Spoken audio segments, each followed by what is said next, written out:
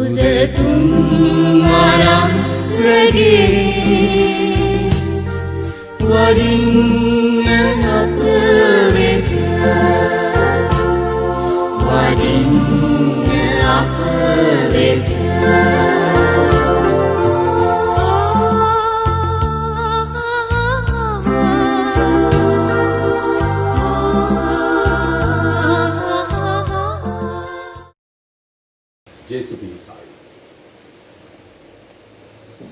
කිතුණු සම්ප්‍රදායට අනුව ශුද්ධාත්ම ආගමනය සිදු වුණේ පෙන්තකොස්ත දිනයේදී.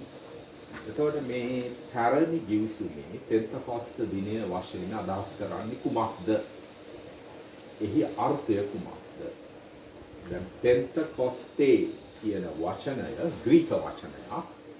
ඒ ග්‍රීක වචනේ අර්ථය තමයි 50 කියන එක.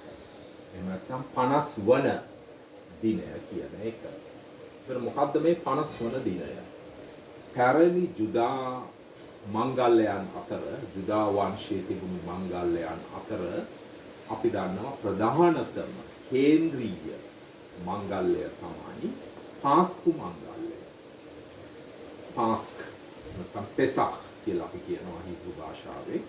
ඒ පාස්කු මංගල්‍යයේදී සැමරුවේ ඊශ්‍රායල් ජනතාව ඊජිප්තුවේ වහලුන් වශයෙන් අවුරුදු 430ක් දුක් විඳලා ඒ ගැලවීම ලැබීමේ මෝසෙස්ගේ නායකත්වයේ යටතේ පැරණි ඊජිප්තුව අතහැරලා දමලා අවුරුදු 40ක් කාන්තාරය තුල අරගලයක යෙදෙමින් පොරොන්දු දේශයට ඇතුළු වීමේ ඒ ඊජිප්තුවේ නිදහස් වීමේ වහල්භාවයෙන් නිදහස් වීමේ ඒ අත්දැකීම සිහි කරන ඓතිහාසික මංගල්‍ය වුණා. පාස්කුව නැත්නම් එතරවීම කියන එක.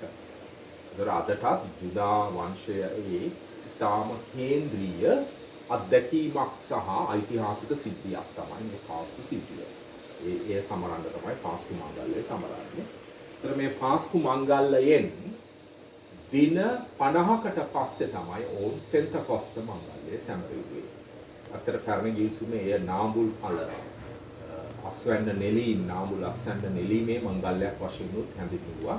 ඊට පස්සේ කාලේ ඒක තව අර්ථයක් එකතු වුණා. ඒ තමයි මෝසෙස්ට සීනායි කන්දේදී ඒ ගිවිසුම ලබා දීමේ දස පනත මගින් අර වෙනත් පනත් මගින් ඒ ගිවිසුම ලබා දීම සැමරීමේ අර්ථිකුත් එයට ඇතුළු වුණා. මේ ජුදා පෙන්තකොස්ත දිනය කියන එක.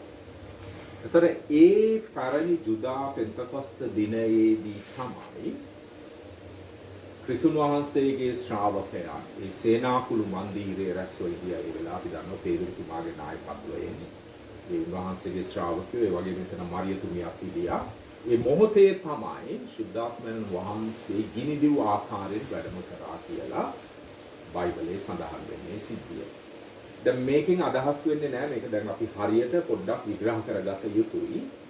මේන් අදහස් වෙන්නේ නැහැ ශුද්ධාත්මයන් වහන්සේ මානව ඉතිහාසයේ ඊට පෙර ක්‍රියාත්මක වුණේ නැහැ කියන එක නෙවෙයි.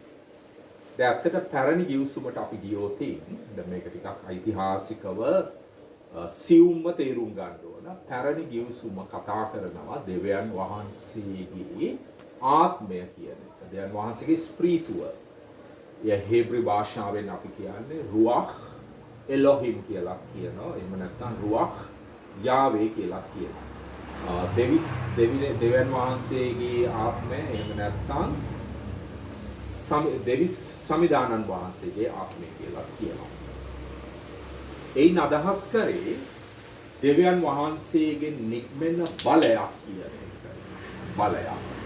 දැන් පැරණි ගිවිසුමේදී මේ ශුද්ධාත්මයන් වහන්සේ නැත්නම් ඒ දෙවියන් වහන්සේගේ ස්ප්‍රීතුව කියන අදහස තවම තේරුම් අරගෙන තිබුණේ නැහැ වෙනම තැනන් වහන්සේ කෙනෙක් වශයෙන්.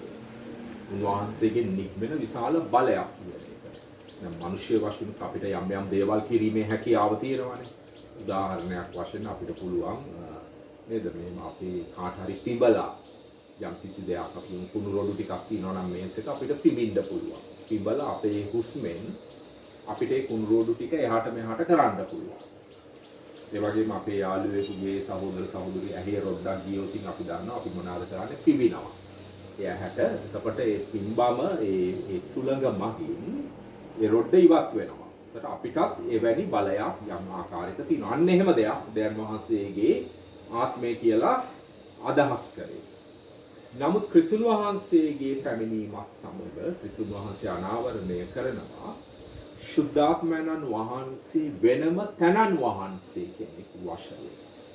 වෙනම බලයක් වශයෙන් තනන් වහන්සේ පුද්ගල ස්වරූපයක් වශයෙන් අනාවරණය කරන්නේ.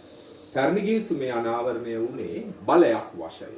අපි ඉංග්‍රීසියෙන් කියනවා a force coming from God. Then a person, a divine person, පුද්ගලයෙක් අනන්‍යතාවයක් තියෙනවා, පෞරුෂත්වයක් තියෙනවා. එතකොට මේ පැරණි කාලේ ඉඳලම ක්‍රියාත්මක වුණු ඒ බලවේගයේ ඇත්ත ස්වરૂපය ක්‍රිස්තුන් වහන්සේ අනාවරණය කරා. ඒකයි උන්වහන්සේ කියන්නේ මම ඔබගෙන් ගියාම ඔබට ශුද්ධාත්මයන්න් වහන්සේ එහෙම නැත්නම් සත්‍යයේ සමිදානන් වහන්සේ ඔබට ලැබෙනවා කියලා.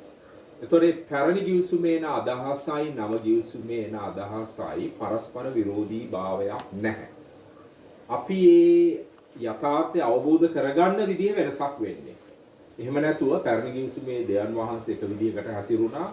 නව ගිවිසුමේදී උන්වහන්සේගේ හැසිරීම උන්වහන්සේ දැන් වෙනස් කරගෙන උන්වහන්සේ දැන් අලුත් දෙයක් අපිට අනාවරණය. එහෙම නෙවෙයි.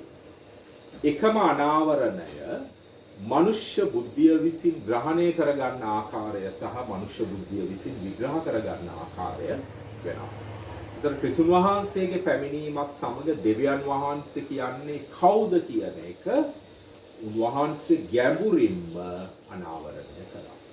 දැන් ඊට පෙර ඇයි ඒ අනාවරණය තිබුණ නැත්තේ? ඊට පෙර ඒ අනාවරණය තිබුණ නැත්තේ. එහෙම නැත්නම් ඒ අනාවරණය සම්පූර්ණයෙන්ම ලැබිලා තිබුණ නැත්තේ ශුද්ධෝ ත්‍රිත්වයේ දෙවන තැනන් වහන්සේ අප අතරට පැමිණෙන්න ඕන ඒ අනාවරණය කරන්න. ඒ විතා බොහොම සරල තර්කයක්. ඒ කියන්නේ ශුද්ධෝ ත්‍රිත්වය ගැන අනාවරණය ශුද්ධෝ ත්‍රිත්වයෙන්ම පැමිණෙන්න ඕන. ඒක මේ මනුෂ්‍ය බුද්ධියෙන් හදාගත්ත දෙයක් නෙවෙයි. මනුෂ්‍ය බුද්ධියේ හැකියාවෙන් හොයාගත්ත දෙයක් නෙවෙයි. මොකද මනුෂ්‍ය බුද්ධියේ හැකියාවෙන් හොයාගත්ත දෙයක් නම් විග්‍රහ කරගත්ත දෙයක් නම් එතකොට බුද්ධියේ නිර්මාණයක් වෙන්න පුළුවන්. මනුෂ්‍ය සංකල්පයක් වෙන්න පුළුවන්. මිනිස්සු ඒ ගැන හිතලා විග්‍රහ කරලා ආපු නිගමනයක් වෙන්න පුළුවන්. ඒක හරියට අර දාර්ශනික නිගමනයක් වගේ. එහෙම නැත්නම් නූතන විද්‍යාවේ සොයා ගැනීමක් වගේ. එහෙම දෙයක් නෙවෙයි. අර අයිසැක් නිව්ටන් ගුරුත්වාකර්ෂණයේ බලය හොයාගත්තා වගේ. එහෙම නැත්නම් ඇල්බර්ට් අයින්ස්ටයින් සාපේක්ෂතාවාදය හොයාගත්තා වගේ දෙයක් නෙවෙයි ශුද්ධාත්ම අනාවරණය. ශුද්ධාත්ම අනාවරණය එහෙම නැත්නම් ත්‍රිත්වයේ අනාවරණය ශුද්ධාත්මයන්න් වහන්සේ විසින්ම අපිට අනාවරණය කරපු දෙයක්. මේක මිනිස්සු හදාගත්ත දෙයක් නෙවෙයි. මනුස්ස බුද්ධියේ හැකියාවෙන් ගොඩනගා ගන්නා ලද දෙයක් නෙවෙයි. ඒ නිසා මේ කාරණාව අපි හරියට තේරුම් ගන්න ඕන. තර ක්‍රිස්තුන් වහන්සේම පැමිණෙන්න ඕන අපිට ශුද්ධාත්මයන් වහන්සේ කවුද කියලා දෙන්න. ඒ වගේම ක්‍රිස්තුන් වහන්සේගේ දූත මෙහෙවර තව දුරටත් මේ ලෝකය තුල ඉදිරියට තල්ලු කරන තැනන් වහන්සේ. දැන් ක්‍රිස්තුන් වහන්සේ අපි දන්නවා උන්වහන්සේගේ මරණය, උත්ථානය ඊට පස්සේ දින 40කට පස්සේ උන්වහන්සේ ස්වර්ගාරෝහණය වුණා. ස්වර්ගයට නැග්ගා. අපි කියන ascension. උන්වහන්සේ ස්වර්ගයේ දැන් සිටින්නේ. පියාණන් වහන්සේගේ දකුණු පාර්ශ්වයේ වැඩ සිටින්නේ. නමුත් උන්වහන්සේගේ දූත මෙහෙවර ලෝකයේ තුල යනවා. සිදු වෙනවා. ඒ සඳහා මඟ පෙන්වන තැනන් වහන්සේ තමයි ශුද්ධාත්මයන් වහන්සේ. ඒතර ශුද්ධාත්මයන් වහන්සේගේ පැමිණීමට වග කියන්නේ කවුද? පියාණන් වහන්සේ, පුත්‍රයාණන් වහන්සේ. දෙන්නගෙන්ම තමයි ශුද්ධාත්මයන් වහන්සේ පැමිණෙන්නේ. ඒ වගේම ශුද්ධාත්මයන් වහන්සේ විසින් කිතුණුවන්ව මේ ලෝකේ ජීවත් වන කිතුණුවන්ට ආලෝකය දෙනවා, මඟ පෙන්වීම දෙනවා, ධෛර්යය, ශක්තිය දෙනවා, ඔවුන්ව පිරිසිදු කරනවා. ඒ මහා දූත මෙහෙවර ඉදිරියට තල්ලු කරන තැනන් වහන්සේගේ ආධාරයෙන් සහ බලයෙන් තමයි දැන් ශුද්ධෝ සභාව මේ ලෝකයේ තුල තම දූත මෙහෙවර කරගෙන යනු ලබන්නේ. ඒතර ශුද්ධාත්මයන් වහන්සේ පැමිණිලා අලුත් දෙයක් නෙවෙයි කරන්නේ. ක්‍රිස්තුන් වහන්සේ පටන් ගන්නා ලද දූත මෙහෙවර වඩා ශක්තිමත්ව, වඩා ගැඹුරු, වඩා ශුද්ධවත් ලෙස, වඩා ධෛර්යමත් ලෙස කිරීමේ කාර්යය කරනවා.